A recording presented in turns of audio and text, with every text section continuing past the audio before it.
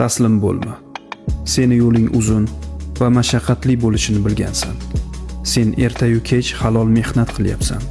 Taslim bo'lma. Sen xatolar qilasan, yo'lingda adashasan.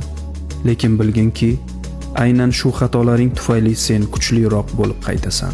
Gaplashdingizmi, uylaning. Uylana olmaysizmi, gaplashmang. Iltimos sizdan. Mana bu yerda yaxshi bolalar uylanaman deb surishtirsa, qiz u bilan gaplashib chiqqan bo'lib keladi. Yana oxirida kim? Yana qiz bola aybdor bo'lib qoladi.